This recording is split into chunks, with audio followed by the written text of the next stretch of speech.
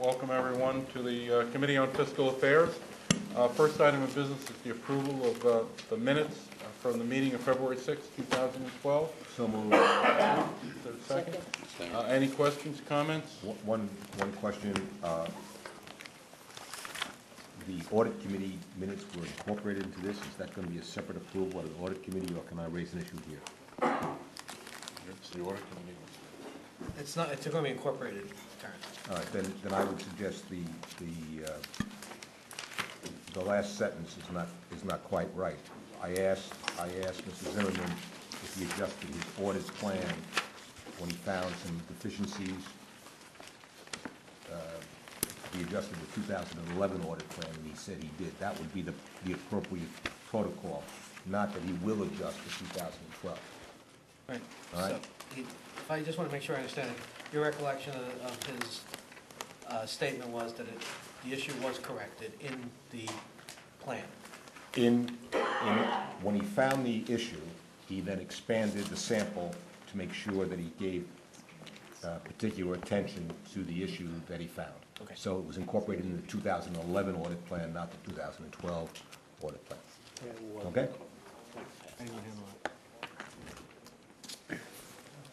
Where's what counsel? He's not even paying attention. Rick? This needs to be changed. Yeah, I have no recollection. If you're asking me. Could it be changed? Yes, it could be changed. Does anybody else have a recollection? My recollection is consistent with Professor Martell's. Okay, then it will be changed. I'll show you. Okay, that change will be made. Are there any other changes or comments? All in favor, say aye. Aye. Any opposed? Motion carries. We have three items today, resolutions to go over. I'll read them each individually. The first is a resolution authorized counsel to execute up to 4 contracts on behalf of John Jay College of Criminal Justice to provide services for the New York City Justice Corps. These contracts shall be awarded on a basis of responsiveness to the New York City Justice Corps request for proposal to the responsible offer or offers after public advertisement and timely submission. The request for proposal, solicitation, and evaluation processes have been conducted by the college. The initial term shall be for 2 years, and the contract shall include up to 2 one-year options for the university to renew at its best interest. Such purchase shall not exceed a total estimated cost of $8,790,000 for each of the next, in total, $4,515,000 for the fiscal year ending June 30th, 13, and $4,275,000 for the fiscal year ended June 30th, 2014, using funds allocated by the City of New York to the City University of New York. John Jay will use these services for the implementation of the New York Justice Corps in targeted New York City communities with a high rate of poverty and young adult involvement in the criminal justice system. Do I have a motion? So moved. Second. Any questions, comments? There being none, all in favor say aye. Aye. Any opposed? Motion carries. Second resolution is that the Board of Trustees of the City University authorize the granting of tuition waivers for students participating in the City University Career Path Program to be approved effective May 1st, 2012. In September 2011, a consortium of 8 CUNY colleges, Kingsborough Community College, Bronx Community College, Borough Manhattan Community College, Hostos Community College, LaGuardia Community College, Queensborough Community College, New York City College of Technology, and the College of Staten Island were awarded a United States Department of Labor Trade Adjustment Assistance Community College and Career Training Grant of $19,860,000. Since the Federal Department of Labor does not allow the grant to pay for tuition, the consortium estimates that approximately $2 million in waivers will be granted to 720 students over the 3-year term of the grant. I'll move the motion. Is there a second? Second. Any questions, comments? There being none, all in favor say aye. Aye. Motion carries. The third item is in front of you. It was sent, it's an addendum to the agenda. It's included in the iPad in front of you. It's a resolution brought forward by College of Staten Island for consideration by the committee. It is a resolution requesting that the Board of Trustees of the City University of New York authorize the General Counsel to execute a contract on behalf of CSI to purchase bus services to transport its student, staff, and faculty in between the Ferry Terminal and the campus along a 2.5-mile loop road on campus and to and from sporting events. Such purchase shall not exceed a total estimated cost of $1.8 million per fiscal year, and the contract shall have a 5-year term with the right to the university to terminate the contract at any time in its best interest. The College of Staten Island will use this contract to provide the necessary transportation services to its students, faculty, and staff year-round on a regular scheduled basis. Can I have someone move it? Move it. Second? Second. Okay. Any questions, comments? Question. Yes, sir. The 162,000 per year, where that gonna come from? The activity fee, because it's saying right here, chargeable to the College of Staten Island Association. It'll all be, Matthew? the entire contract will be provided through College of Staten Island's operating budget.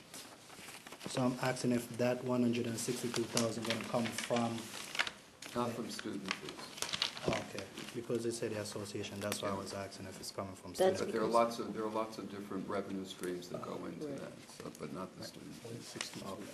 Vice President Persky is here from College of Staten Island. Right. The 162,000 is from the association, and it's something that they currently fund. We're just putting everything under one contract to get some economies. So it is Just student consolidate. fees. Currently, It's part of there's, the student activity fee, it's already incorporated into the budget. But it's in the budget.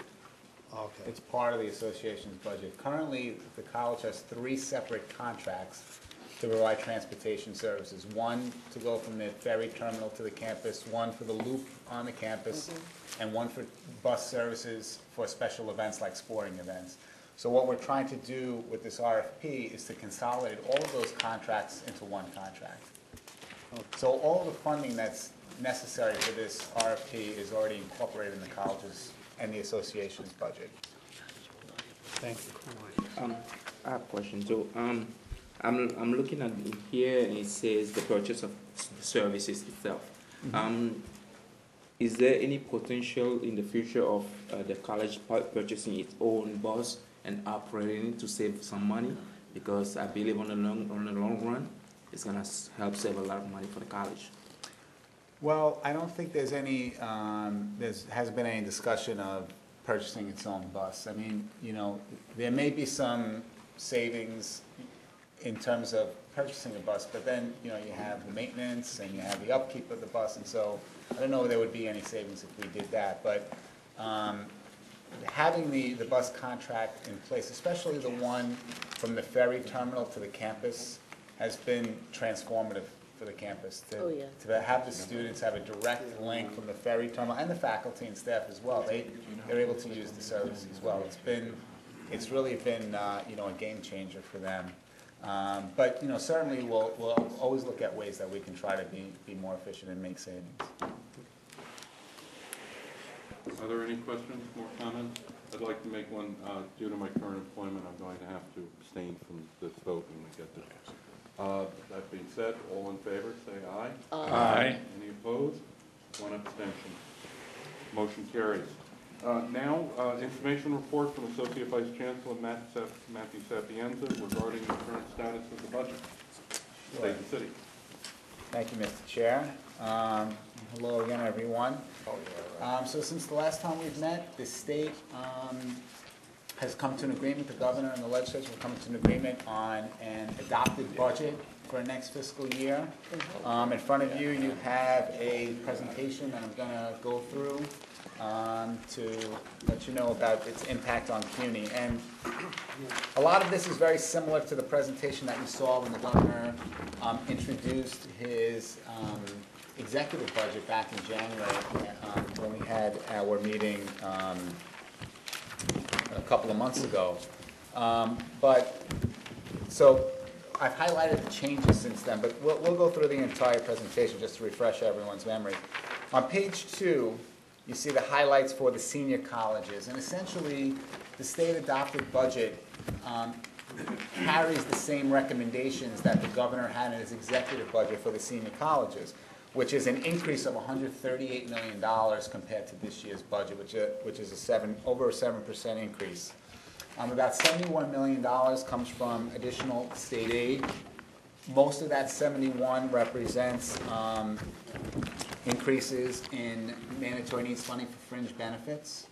And included in that fringe benefits funding is funding for adjunct health insurance, which was an item that was in our budget request for this year, so we were pleased that that was in there.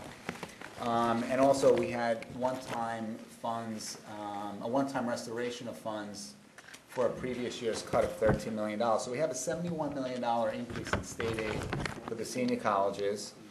And we also have an increase of $66 million from our tuition increase effective for the fall 2010. So we have $137 million in new funds. The one new item that was added in the state adopted budget was $1 million for the CUNY Leads program. The CUNY Leads program is a program for our students with disabilities. It provides for them not only academic services, but internships and career counseling. It's been a really successful program. The funding was originally provided by the State Education Department. It was $2 million. It was a $2 million grant that we lost in 2010. We've been self-funding it since then, but we've been lobbying for it for the last couple of years because it is a terrific program. And so $1 million was added back in the adopted budget, and we were really grateful that that was in there. Okay, so you see that page 2 and 3 are the senior college highlights. Page 4 is a table that shows the year-to-year changes from the current year's adopted budget condition, where we had a total budget of $1.9 billion for the senior colleges, and now you see the $138 million increases in the components of that. Okay, on page 5, the community colleges, again, we had some really good news in the adopted budget, which is that the state base aid was increased by $150 per student FTE in the adopted budget. The governor had proposed no change to the base aid for this year. This year's rate is $2,122 per FTE. We have had reductions since 2009 of $553 per FTE in the community college base aid rate. It's over a 20% increase, and so we were really grateful and pleased to see that it's being increased by $150 for next year to $2,272. And so that's going to generate an addition over $12 million in additional funding for our community colleges for next year. And when you add that to the enrollment growth that we have, which also generates additional state aid, we have an increase of almost $22 million in community college state aid for next year. So it was, really encouraging news. And then that last bullet on page 5, the legislature also restored $544,000 for our community college child care centers. This was a legislative add that was put in this year's budget that it was not recognized in the state executive budget, and so the legislature restored that. So that was certainly good news as well. So on page 6, you see the funding table for the community colleges, and again, you see that the state aid is increased by 21.9%. Currently, the city's support is down $2.5 million. That's as of the mayor's preliminary budget, but we certainly expect with the city's maintenance of effort that we're at least going to be even once the city budget is adopted in early June, and hopefully we'll have some additional support. And our tuition and other revenue is also going to be increased as well. Again, we have a fall 2012 increase that's been authorized by a Board of Trustees. It's not reflected here yet because those funds haven't been officially recognized in the city's budget, but we're expecting that to be recognized in the executive budget, which the mayor is going to issue the first week of May.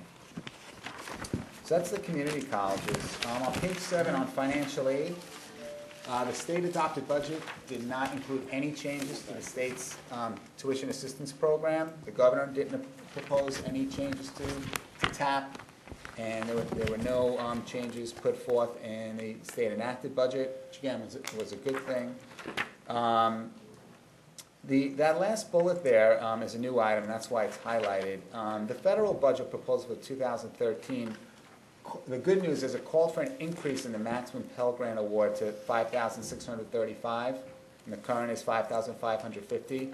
However, there were some changes in the Pell formula that's going to result in fewer students being eligible for Pell in general, and also for the maximum award. So that's something that we're very concerned about, and we're keeping an eye on going forward as the federal budget discussions continue.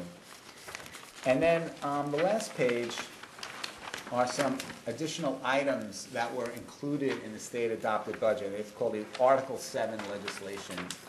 And so in the final budget bills, there were two new items. The first one was legislation that directed both CUNY and SUNY to conduct a study on student remediation and to include strategies to promote transition to college readiness. So this is an issue that's been getting a lot of discussion both in Albany and here in the city.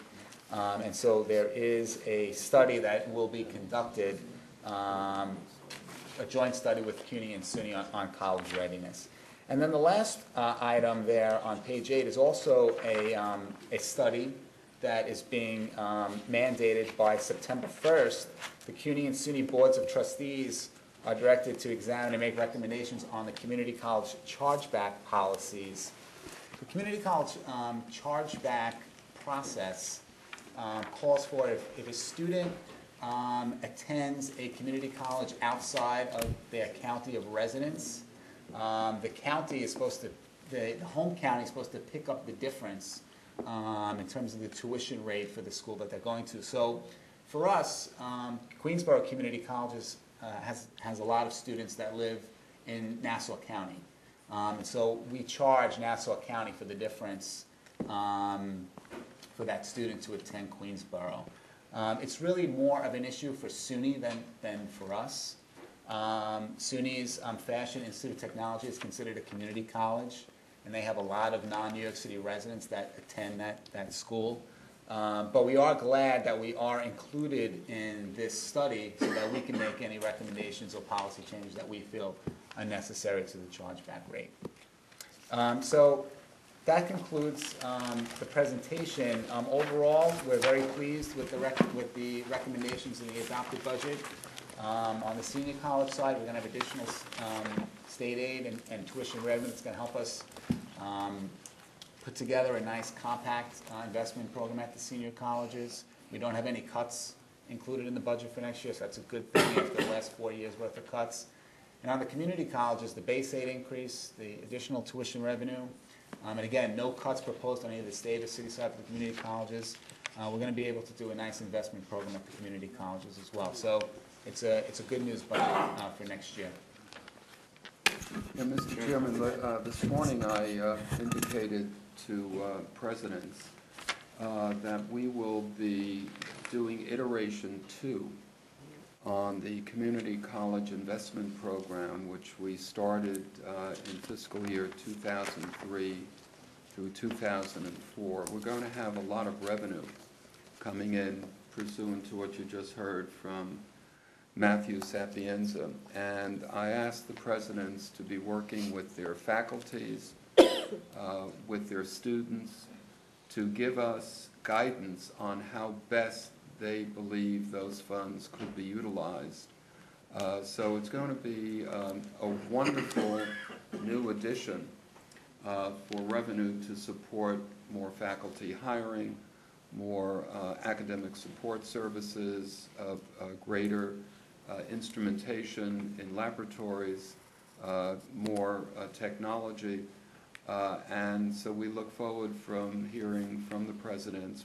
We'll give some guidance on what those numbers are in a couple of weeks, but this will, if it works as well as it did in 2003 through 2004, it will transform is too strong a word, but it will certainly enhance the ability of the community colleges to discharge the work that they do as effectively as they do now. So this is going to be a very good thing for the community colleges. And we lobby very hard for that 150 base aid increase. In our budget, if you remember, we asked for a minimum of 100, but getting the 150 is a real windfall for us. I'd just like to say that back in October, maybe November, when we were putting together the budget and we were given the proposals for the budget, I was quite worried about the current condition in Albany. This is far beyond what I had ever expected, and I think we, you know, I didn't think we'd be in this position, and it's good to be in this position. Yes. Just a couple of questions. Could you just tell us what you mentioned the federal cutback and the Pell Grant eligibility. I know you don't know details, but could you just give us a slight overview of who might not be eligible? Who are they looking at? Yeah, we don't have all of the details, but our financial aid folks that have run the data think that there could be well over 1,000 students who currently have Pell eligibility that will be affected. Now, some of them, that doesn't mean that they'll all lose Pell eligibility, but some of them may not be eligible for the maximum award. Some of them may lose Pell eligibility altogether. But we can certainly get you the details on who was affected and some of the data by campus. Or maybe it's not appropriate for this committee, but I would hope that there's a plan to proactively work with students to help them understand and look at options and alternatives, and as opposed to just waiting for them to come to us. Yeah, I'll be down in D.C. not next week, the week after, to talk specifically about the Pell Grant issue. We've been very, very active in trying to shape some of the thinking. It's still very, very fluid, and lots of university presidents are concerned because it's a little opaque at this point. So I'm a little more optimistic that we'll be able to get some of the things back on track from where they were. But Pell has grown considerably, and there is concern that the program has gotten to be very expensive, and there are lots of forces that are looking to find various ways to pull it back, but there's no real consensus about what that pushback will be at this point. One other item I just want to add as a reminder is that the university's already committed to, as the Board of Trustees approved back in November, to implement a student financial assistance program. We're going to set aside $5 million next year, part of which will go for direct student financial aid to help students who may lose their Pell eligibility. We're also going to be doing, part of that $5 million will go towards a textbook initiative, and some of it will go towards additional work-study programs. But we're hoping that, whatever students might lose, that we'll be able to bridge the gap with this $5 million initiative. And then my second question is, I'm really ecstatic. CUNY and SUNY have always been very engaged in studying student remediation. But does this include the people who are initially responsible for educating those students, which is the K-12 educators? Or are they passing that responsibility and expense on to? It does not include, right, it does not include the K-12 folks. It's just a higher ed study at this point. So maybe something will come out of the study that will then, create a part two, but as of now, it's just higher ed, it's just CUNY and SUNY. I would just echo my strong belief that we need to hold K-12 responsible for what they get paid to do, and we are willing and able and always anxious to do what we're supposed to do, but I would hate to see that shift dramatically and in terms of the blame game on higher ed opposed to K-12. Commissioner King was here 2 weeks ago when we met with the presidents for a full-day discussion on various areas. He is very much supportive of really putting the burden back on the various school districts where that locus of responsibility should reside. He will be very much a part of the commission or task force whenever it's fully staffed up, and will be there as a very strong advocate for that, as well as SUNY and CUNY, because we understand where the problem resides. Who at CUNY will be accountable for CUNY's part in this study? Mr. Chairman, Will it be Lexa or? Well, we will have our financial aid people and our academic affairs people, if they're not asked to serve on the task force, and that's something that we can only make recommendations to. This will be formed outside of the university. They will be very much involved, certainly, in helping to staff of the forces, if not actually on it. We'll just have to wait and see. Yes. Two unrelated points or questions. For Matt Sapienza, the chargeback issue, which is news to me, I understand the Nassau County and the Queensboro model example. Does that happen also to a student who goes to BMCC who lives in Brooklyn? No, it doesn't, it's not internal to the city. It's We just, have different counties. correct, but if a Nassau County student or a Westchester County student attends one of our community colleges, the chargeback rate is in effect. It's not for inter-county though. Thank you. Well, intra-county. On the matter of the remediation issue, which is something faculty have struggled with as long as I've been here, in the 1990s, before, I can't remember when it started, maybe 91, there was launched something called the College Preparatory Initiative, which was supposed to have us go down into the 9th grade and start campaigning for what ought to be taken to prepare for college.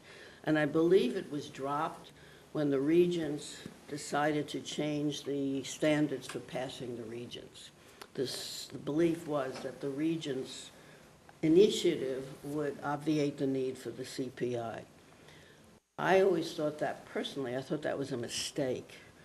And I really think that if anybody has the energy to do it, it might be valuable to go back to that other practice or attempt, it wasn't really developed, and see what use it could be done, because, I mean, I have seen the effect of bridge programs between the math department at X College and the high schools in that borough, and the faculty member going into the high school in the 9th grade and so on and so forth.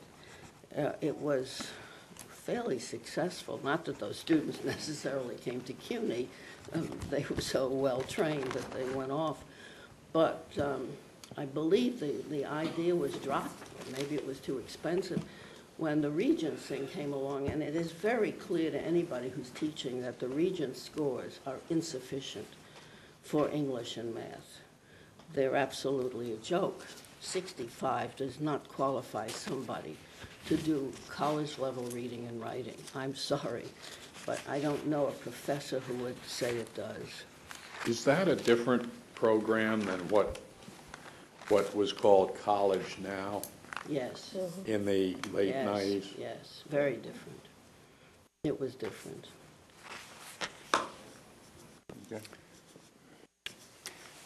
Because part of college, part of College Now, I'm trying to remember, but I think part of College Now did involve at least working with high school teachers on what the content of their courses ought to be to get graduates ready for college. Some of that turned out to be high school teachers teaching the high school students, presumably college courses, which may or may not have been true.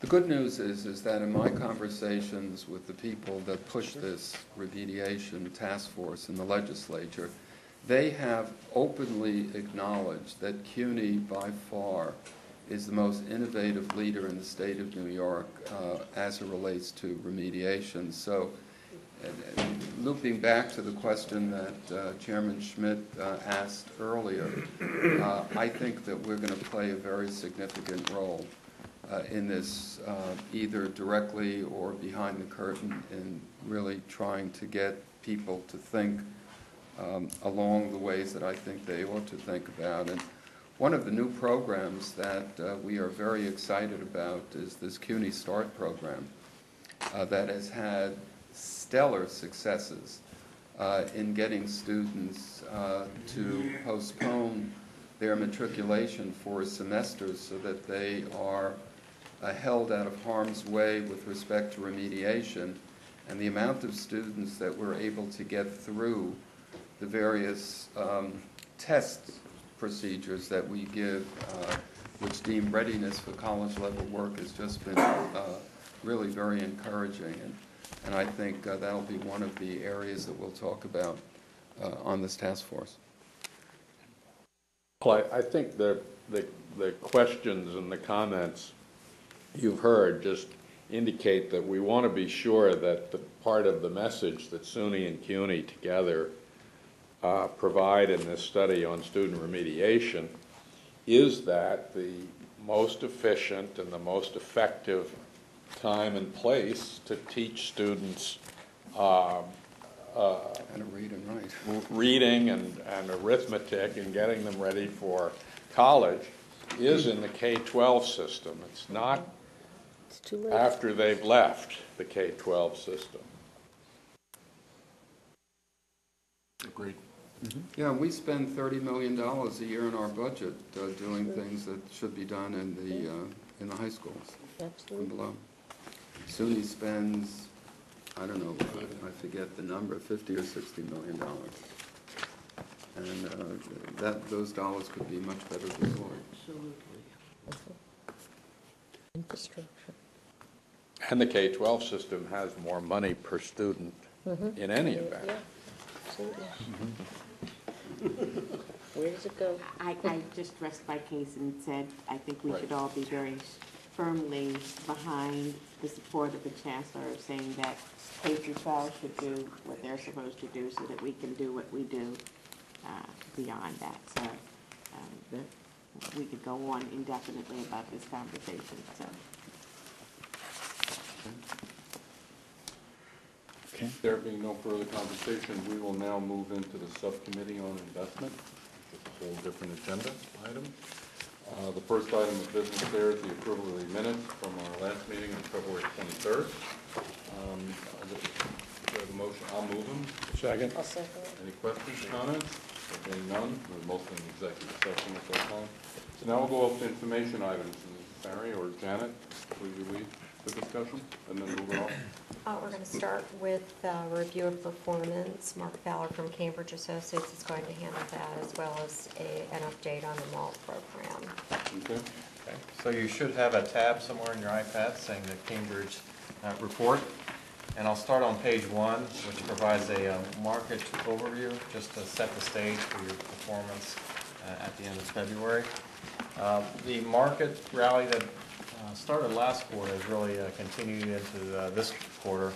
And in fact, if you look at the top of page 1, you can see the returns for the major capital markets through the end of February. It was the best 2-month return for the S&P 500 since 1991, so I had to go back quite a ways to see a 9% or better return. Those returns are positive across all these asset classes, and areas like emerging markets really performed well. You can see that was up 18%. What was driving the markets was essentially better economic data coming through and support from central banks around the world. The European Central Bank providing support to the banks over there was another big catalyst driving these results. Fast forward through March, the returns in the U.S. continue to get better. S&P was up 12.6 through the end of March.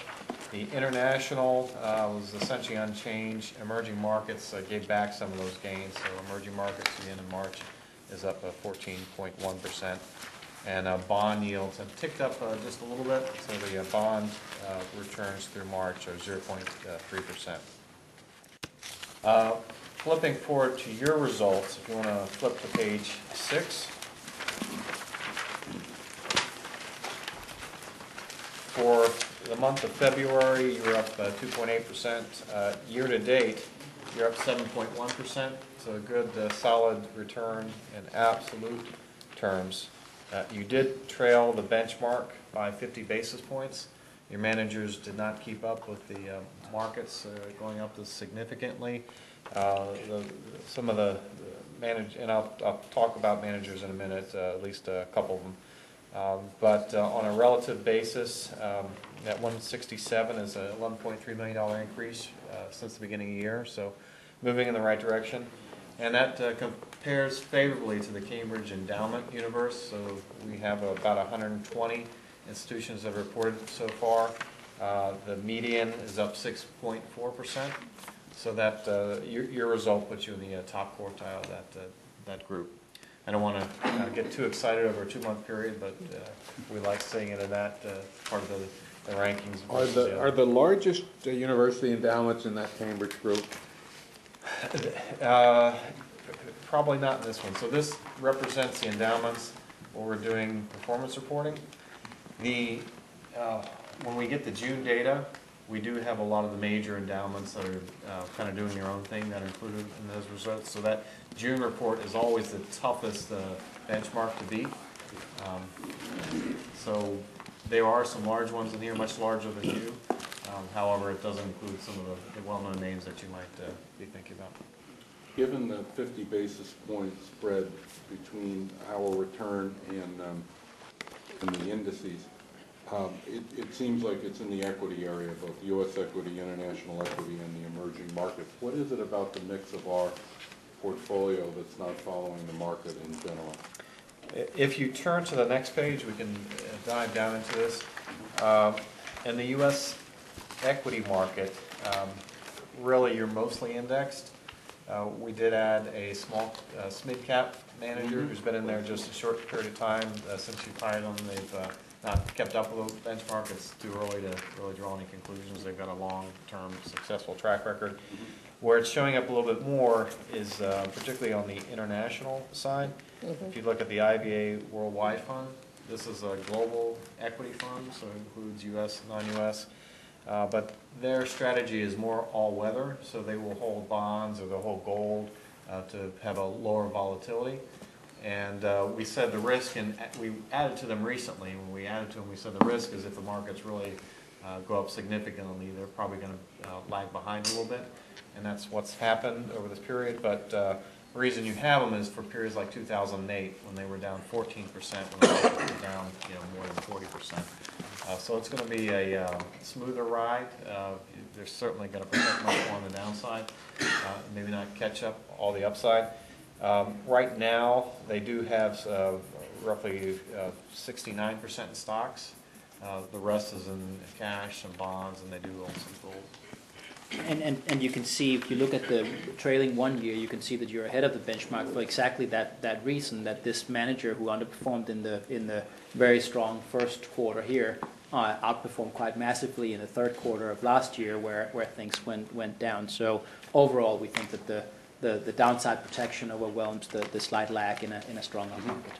The question, there was I found a fascinating article in either the Wall Street Journal or Times this morning, I can't remember which. Times? Yep. Regarding universities not getting great performance, especially net performance after fees on hedge funds. First question is, I assume this hedge fund numbers are net of fees? Yes, they are net. So you have fund of funds right now in place. And we'll give you an update, but we've been talking about moving from a fund-to-fund approach to some direct managers. And we do think that'll allow us to generate a bit better rate of return. For the time period that your managers have been in there on the hedge fund-to-fund side, though they have tracked okay relative to their respective benchmarks. So you can see. I guess my question is, as an asset class for major university endowments, hedge funds have materially underperformed, and I'm glad that we're not exempt, I guess, at least we're average. What is the reason for that in your estimation? I mean, first of all, a bifurcated question. What is the reason for it? And with that fact being a reality, what is the continued attraction of universities for alternative investment asset classes? Greed. So these things are always the beginning and end point time sensitive. So the past 3 years have been a challenging period for the hedge funds. I think on the private equity side, you really have to be careful because of comparing different vintage years and whether they're seasoned programs or non-seasoned programs. So if you've been around for a long time, you've probably been able to generate some good returns on your private equity programs.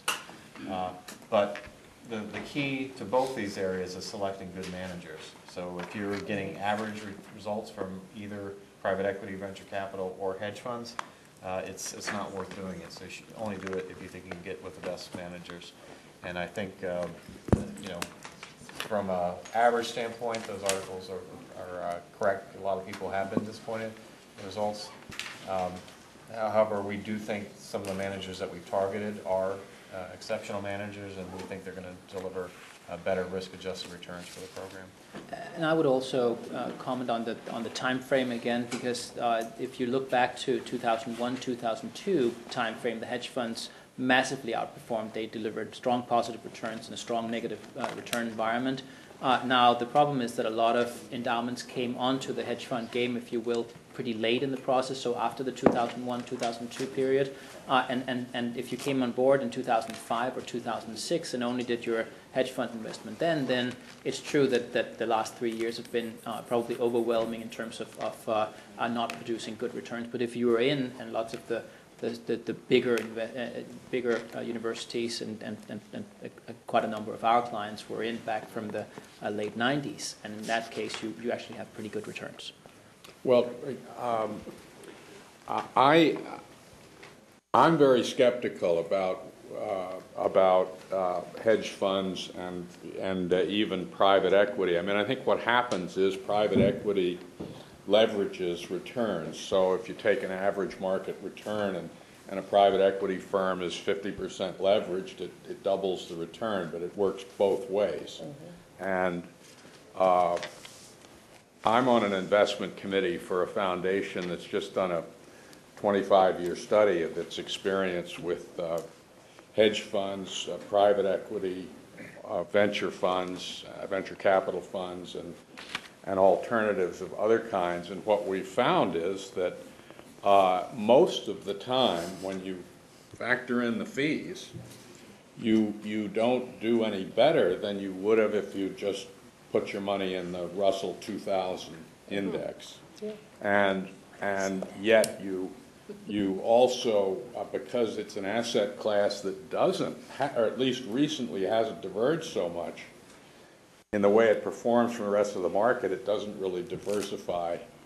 It seems to us that it doesn't really diversify the risk. So unless, our conclusion is, unless you can get in the top 10%, not the top quartile, of managers, you're probably just as well off, and you can sleep better at night because you're less volatile if you just put it in something like something that gives you a public market equivalent, basically. But we don't have a lot of money in this, so I don't think our risk is very large, but I'm skeptical, and I think that Times article is just the tip of the iceberg in terms of articles, because there are a lot of academics now onto this. The question, of course, is, when everybody agrees on the conventional wisdom that you shouldn't go into these alternatives, that's when you probably should. But so you're setting us up? But at least the past. This is the point of my comments is this is not just a recession-induced issue. I would just like to identify with the chairman's comments on that and just simply add that I think it's terrific to own a hedge fund. I don't dispute that. If there's a poor hedge fund manager out there, I've yet to hear of them. But I have heard of thousands of unsatisfied investors in hedge funds. And so I would just urge continued caution in dealing with these alternative asset classes. Because I agree, they make me extremely nervous, and I think the fees are appalling. I mean, so... And there's been no good data because of the survivor bias. The dead funds aren't in the data. So it only reaffirms me last year saying that we move with absolute caution. That's when the honorable. That's why I'm surprised. That's why I'm not on it. Professor Martell. Martell, No, no, we have it, this is private. No, I just given, okay, The subject, thought you had something. keep going. Yep. Okay, well, I think we hit on most of the managers, and to Thomas's point, if you look on page 7, the one-year results, all the managers on the equity side are exceeding their benchmark, so if we extend the time period, they've done quite well. I did want to give a update on the hedge fund program.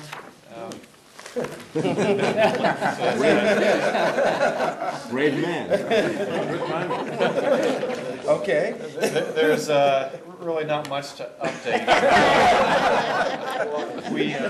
We outlined a plan to move from your fund-to-funds program to Right. 5 direct managers that we think will do a good job for CUNY. That program has been moving along. We have been working with Janet and the managers to secure access to these funds that we've targeted. And so far, it looks like we're going to be able to gain access to those funds. Janet has also met with the New York-based funds and been able to kick the tires a bit. 2 of the managers have been funded, or one's been funded, one's been partially funded. And I think you have a slide, and might be a separate slide in your handout. But we expect things to continue to move ahead, and are targeting July as a funding date for most of the program, and that's the time when we'd have the proceeds from your fund-to-fund managers to be able to put the bulk of the capital to work. So are we, did you say that we're moving out of all the funds? Yes. Yes. Good. And the fund-to-fund managers have been notified and all that paperwork. Bad enough to get one Yeah. haircut. Yeah. Two. In the fund-to-funds, is it literally a double fee? It depends how the fund of funds is set up. If the fund of funds can drive the ultimate fund to lower fees enough to take care of them, okay, but most of them don't. And it's hard to direct the fees with the top managers too. So the extent that the top managers don't have to lower their fees, so they typically don't. And it's typically not a double layer of fees, a double up on the fees, but it's a double layer. There is an extra layer of fees that you have to pay with the fund of funds, and so if you can avoid it, obviously that's the best while still getting diversification, etc. And so am I to interpret this like last sentence, the allocation will be scaled up as the fund accepts new capital, that they're continuing to use the brilliant marketing strategy of we'll let you know if we'll take your money? Yep. This manager, every time. they're not going to Too take small. capital unless they have investment ideas to put to work. And so they had some investment ideas, and so they've drawn down capital from the investors that they've accepted. There's a limit. We have set a given commitment level, so we won't exceed that. Okay. All right. Moving along to the spending deliberation for fiscal year 2013. As you know, it's been our practice at CUNY to have a spending rate at or below 5%. And this is to preserve the long-term value of the pool. In fiscal year 2013, we'd like you to consider a slightly lower rate in light of some factors that will be discussed today. As you know, last year it was a very rather tedious deliberation process. The spending deliberation under NITMIFA was new. Staten had advised, and the subcommittee agreed that it would be prudent to classify all the funds in the pool according into 4 similarly situated fund categories. And from there, we then deliberated on a prudent spending rate for each of those fund categories based upon 8 different prudence factors mandated by NITMIFA. This year, what we'd like to do is tighten up the process a bit, review, to summarize the 4 similarly situated funds, the 8 prudence factors according to NITMIFA, and then based upon some lessons learned from last year, we'd like to tighten up the process on the deliberation itself. So to begin, just to refresh everybody's memory, the 4 similarly situated funds are scholarships and fellowships, academic support, institutional support, and instruction. The 8 prudence factors that are mandated by NIFA for consideration are as follows. 1, duration and preservation of the endowment fund. 2, purposes of the institution and the endowment funds. 3, general economic conditions. 4, possible effects of inflation, deflation. 5, expected total return from income and appreciation. 6, other resources of the institution. 7, alternatives to expenditure of the endowment fund. And 8, the CUNY investment policy. What we've learned from last year is that 6 of the 8 factors are what we call universal factors that are labeled so on the right-hand side, which means that they have the same effect on each of the 4 categories of funds. So that will save us quite a bit of time in that regard. There's only one factor specific, which is the purposes of the institution and the endowment funds, and one factor which is just for special situations, such as a financial crisis. So what we will do, as the next page shows, we'll proceed upon the deliberation by first discussing the specific factor by the 4 different categories, and then we will have a joint discussion on the 6 universal factors and just briefly touch upon the special situation. So in looking at the 4 similarly situated fund categories, in terms of the purpose of the institution and the endowment fund, we can see that for scholarships and fellowships, they represent about 47% of the total spending from the pool. CUNY relies upon these funds to attract and retain the best students and faculty, and also to provide access to education for those that otherwise might not have it. So it's crucial to the university's success. These funds are long-term in nature. They are actually perpetual in nature. And so in order to ensure the preservation of these funds, we have to ensure that the spending rate doesn't exceed the real rate of return that we actually experience.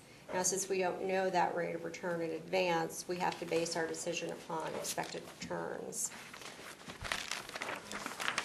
In terms of academic support, this area represents 9.2% of the total spending from the pool. CUNY relies upon academic support for professional and technical programs such as library resources, educational equipment, and lab supplies and materials. Again, these are a key part of the endowment support to CUNY.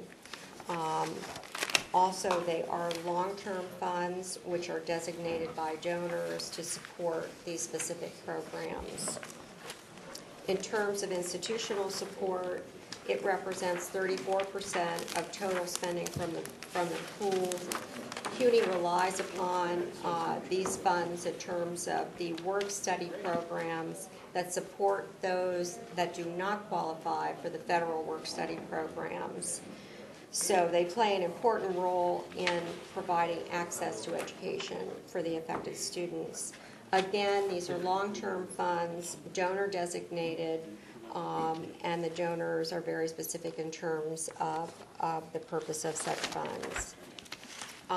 Instruction represents a small part of the spending, 2.7% of the total spending from the pool. However, CUNY does rely upon this for faculty fellowships, so they are important to CUNY in staying competitive in attracting and retaining qualified faculty. Again, they are long-term funds designated by donors for these specific purposes. Just a few other additional considerations with regard to purpose. Historically, state appropriations have provided the majority of the funds for these programs, with the pool providing very little support in these areas, certainly not the primary support.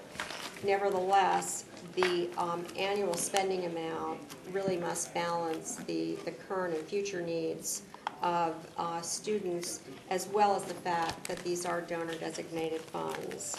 So I'll turn it over now to Thomas, who will discuss the 6 universal factors. Yeah, and we have that on the page here that looks like this. And if we start up in the top right-hand corner, the duration and preservation of the endowment funds, this is the idea of sustainable spending and what we call intergenerational equity, where you try to balance the needs of the current students with the needs of future students, and we do that by making sure that the spending doesn't exceed the expected total return of the portfolio. These are all perpetual funds, so it's very important to keep the purchasing power of the funds. So what is that sustainability? Where is that balance? And we think that the balance normally originally was set at around 5%. That's the thing we quote in investment policy statement. This is 5% real, so it's after inflation. And the realization today is that might be in itself a pretty tall order. 5% real requires probably around 8% nominal if we take a 3% inflation rate into account. We don't know what the inflation rate is going to be going forward. Currently, there's not a lot of inflation pressure. It's one of the factors is inflation and deflation that we have to take into consideration. But certainly, there are things that could drive the inflation higher. And so it might even be higher than 8% that we have to generate nominally to keep a 5% spending rate.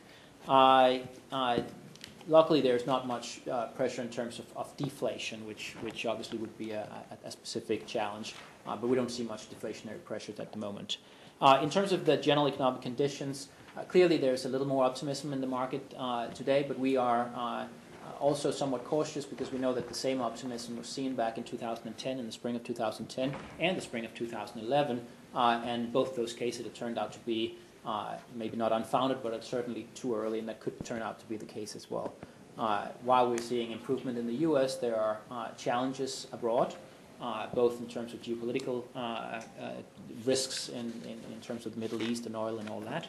But we also see some risks in the European situation, which, despite the fact that sort of the pressure was taken a little bit off with the LTRO program, it's far from resolved, and we're seeing new sort of tensions rising in Europe. So all these things could individually or in combination easily derail the sort of the budding recovery that we're seeing. So with that caution, that's sort of the current economic climate. On top of that, there are some bigger macro issues that we need to take into consideration in terms of valuations.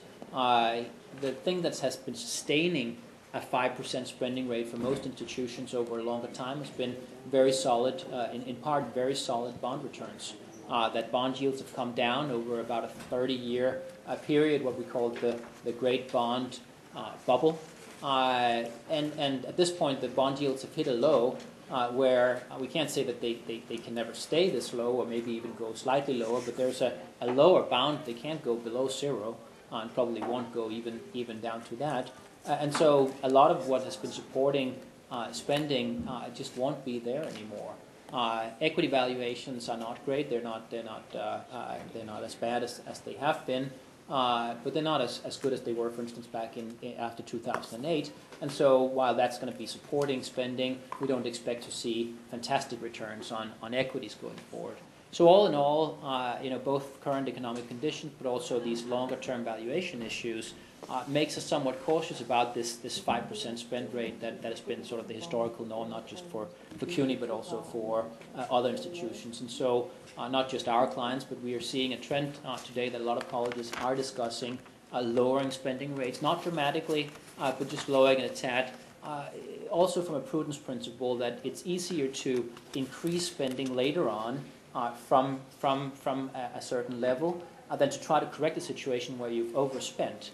And in that respect, it's just looking at the returns since 2000 in nominal terms, and it's been a pretty poor decade, obviously, for equity investments and other things, but your portfolio has returned 2.9%, in that 10-year period, which is obviously, and this is in nominal terms, which is a far cry from the 8% that it should have returned in order to justify the 5% spend rate. So all in all, we think that the 5% rule should no longer be taken as a granted. It's something that you should seriously consider whether that's the appropriate level now.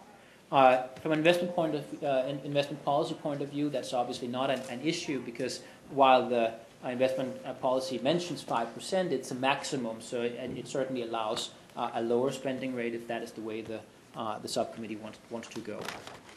In terms of other resources, clearly there are other resources in the CUNY system. These have all been earmarked, and I think we had this discussion last time that not only would allocating other resources into this other than the endowment would rob other parts of the CUNY system of much needed money, but it will also sort of frustrate the intention of the donors, which is that this money was given partly to fund these purposes.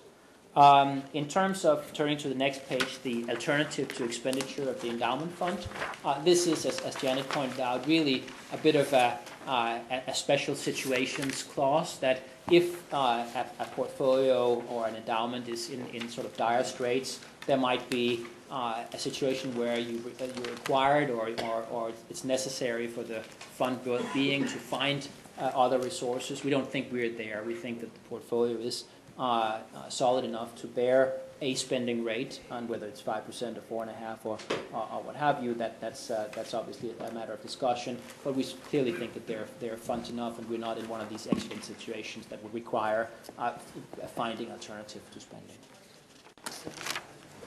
So, taking all of this into consideration, we recommend a spending rate of 4.5%. We believe that this balances not only the current needs of recipients, but also the sustainability of spending. On the one hand, you look at our actual spending rates from the pool, and they are on average less than 5%. In fact, last year, the average spending rate was 3.7%. The year before it was 4.1%. The year before that, it was 2.4%. So we've never really reached or exceeded the 5%. On the other hand, as Thomas has explained, we have the general economic conditions that we're dealing with, the fact that the last 5-year returns have not been they've been very disappointing, and the future returns are expected to be lower. In addition, we need to keep in mind that the pool is in a situation of net withdrawals, in that we have much more in terms of withdrawals than we do in terms of contributions, at least until we get much more co-investment on the part of other foundations. And as has already been mentioned, many of our peers are considering a reduction in the spending rate in order to keep their endowments intact in this environment. So with that, we would like to bring it open to discussion. Is the reason that our spending has been less than, did I understand you to say that the actual amount that the endowment has contributed to the operating budget in these past years has been less than the 5%? Yes. That's because we have some averaging? I think that's because the pool has not been relied upon to any extent or to help out with operating expenses. I think that if we get to a critical mass in terms of assets under management, that might be much more realistic. But I think at our size and the fact that we get so much from state appropriations. There's another factor that is not insignificant, and that is a number of our very large campuses where most of the corpus of funds reside are not residing in the investment pool. Right. They're residing in funds that are managed by outside managers or managed internally by the board. That's And correct. so when you look at places like Baruch, City College, Queens College, where most of the money resides, that's what's happening. So Right. it's not being reflected in the investment numbers. Right. Yeah, there's approximately, I would say 500 to 600 million outside of the pool with the foundations. And, you know, we conducted a survey and found that for the most part, you know, they're managed in wrap fee arrangements, which are very expensive. We have been speaking to the foundations to try to make the case to co-invest. And, you know, we're hoping that some momentum builds there. We have had an increase in participation, but we'd like to make another push sooner rather than later to get their participation, because we all understand that the synergies that can be obtained by larger numbers. So we're hoping. Professor Martel? A couple of points. I got a little bit confused between our discussion about our target return and our payout, right? If you want to bring the target return down from 8% nominal to something more reasonable, that's certainly something worth discussing. With regard to the actual payout, we're talking nominal, right? We're talking 5 nominal to 4.5 nominal, correct? No, we're talking real. Well, it's a real, it's a nominal 4.5%. Right. But in order to maintain purchasing power, you have to have 4.5% plus the inflation rate. I understand that, but we're still 5% nominal to 4.5% nominal. That's what you're being asked to do. And that's a 10% cut, and I'd like to know what impact that would have on some of these programs. Doesn't sound like we'd have any, since we never hit the 5% to begin with. Right. Yeah. Yeah, well, that's the whole point. Let's be sure. I mean, we set it at 4.5%. We certainly will probably end up spending below 4.5%. I mean, if my experience is that the limits tend to be limits, and what actually occurs slightly above the limit, below the limit. If you lower the limit, you're going to have some impact on spending patterns, because you're going to decide with a smaller number, you're going to cut X, Y, and Z, and whatever happened to produce a lower number at the 5% will produce a lower number at the 4.5%. Because again, very few of us, I mean, you can't go over the limit. You only can hit the limit, and that requires a degree of judgment that most of us aren't capable of achieving. So The highest spending percentage in the last 3 years was 4.1%. Yeah. Which is still below 4.5. yeah, I understand that, but my point is, at 5 going to 4.1, if you're 4.5, you're likely to go lower still. No, those are not connected, I don't think. We'll see. 4.5 is less than 5, but since our actual has been less than 5, I mean, if this thing went, we're talking about this 167 million, right? Right. So if the whole thing went away, so if we lost the whole thing, the impact on the operating budget is $90 million, little less. So here you see you've got, how much, 2.5 billion that we're spending? 2.6 billion. 2.6 building, 2.6, so you lose 90. It hurts, you're not happy, but on a $2.6 billion budget, $9 million. There's no I can see from a prudence perspective, cutting to 4.5. If everyone's of the view that that's going to have absolutely I no always impact have on troubles spending, with zeros. no problem.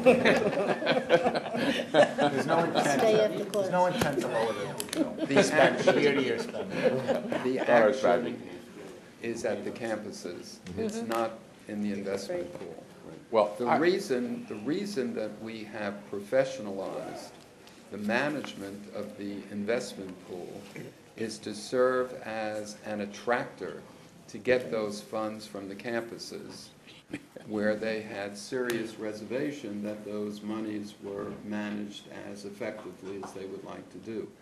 So I'm emboldened by the work that you're doing to convince the campuses to really pull out their money from the asset managers that are now the fiduciaries to this investment pool. And then we can have the kind of discussion that you'd like to have, Terry, because right now the monies that we're using from the investment pool is largely for things that we can support easily through, especially now with this tuition plan. We're taking monies well above the monies that are being spent through the investment pool for financial aid, for example. We are, you know, in a very strong position. We can have this discussion when the pool expands its corpus. But right now, we're talking very, very little money and having very little impact. Well, I'd like to move that we lower the spend, the nominal spend, to the 4.5 as recommended. As a cap. As a cap. As a cap. Yeah. Do we need a motion for this? Yeah. Yes, we do. Okay. We need a motion for that. Any discussion? The only discussion I have is that I actually don't like the idea of cutting it, but I get it, because I think 8% to meet inflation in order to get the 5% is kind of hard to do. So I just wanted to add, I think there's common sense reasons for doing it. Yeah. Prudent man rule. Can I ask a question? Yes. Janet, where are you in your encouragement of having the various campus foundations commingle their funds? Are they still looking towards autonomy? Are you looking for a percentage rate of those coming in? What if they don't come in? What are the alternatives? Right. We started marketing, quote-unquote marketing to the foundations once we had restructured the pool in 2000, probably closer to 2010. And we have gotten the bulk of the smaller schools. We've gotten the remainder of their assets. So this year, I believe that was represented an increase of 1.3 million. So as the chancellor noted, it's the bigger schools who are resistant. And one thing that I run up against is that before I meet, I usually get information from the foundations on the way they're currently managed. And I'm able to point out how much they really are spending in fees. It's hard for them to accept, quite frankly, that they're paying anywhere from 3 to 5% in fees. They think because they're told that the investment manager fee is 80 basis points, that they're paying the same as they would with the pool. But even if you tell them that if you look at the underlying prospectuses, et cetera, that you'll find that there are additional fees, they don't. They just either don't get it or they don't want to get it. So I recently had a conversation with Matt and Barry about why don't we change our strategy from, you know, going after everything to possibly asking for, you know, just look at the pool as another manager and, you know, give us 25% of your assets. That would give us a lot more critical mass to work with. I think even there, we would need some help to get some of the schools to do that because they are just very independent. Well, I have to confess that I have never understood why as a matter of law, actually, the Board of Trustees of CUNY is not responsible in a fiduciary sense for the performance of, I mean, I know that's not the history, and I'm sure I'm stating the law wrongly, but I want to say I don't understand why I'll use the word allow, the different campuses. I know the history has been one of decentralization with respect to the management of endowment funds. And the centralization, decentralization debate is usually an interesting debate, but when it comes to endowment management, there is no debate. Centralization is better. And I never heard of a university before I came here, actually, that didn't manage its endowment in a centralized way. That all the private universities do it that way. For sure. Well, we spoke about that last year. So We have a fiduciary I would hope that we responsibility. put on an agenda item, Mr. Chairman, for a future discussion, because we talk about this one way or another every year. The same question comes up with the audit process. Yeah, I mean, it's the same thing. you know, this whole thing is a very anachronistic, actually. Well, it's a shame because of the additional fees that we're incurring that could go to students. That to me is really the real disappointment in this. Janet, do you? The argument needs to be made that by co-investing the college funds don't lose the opportunity to spend the money as they wish. That's It's a correct. matter of control. It's a matter of getting a higher return to maximize the return for everyone. Right. That's correct. At lower cost. You're probably paying on another 60 basis points when we look at the delta between what they're paying on campuses and what we're doing. I've seen much more. Even Much more. If they're paying They're in rep fee 3%, arrangements. it's and much more. You're It getting, is. you're getting people from the high net worth individual departments don't of want to give investment up banks control. having marketed Their to little foundations. the foundations, and they're in wrap fee arrangements. So I've seen even higher than 5% in a recent example, which I tried to explain to them, but even after explaining and going through volumes of information and submitting a document to them, they decided they wanted to be independent. So. Janet, let me ask you something. When you present that document to them, do they have the fear that they're going to give you their corpus and instead it's going to be commingled with the entire endowment, and then they're only going to be allocated a certain small amount for their campus? That isn't the issue.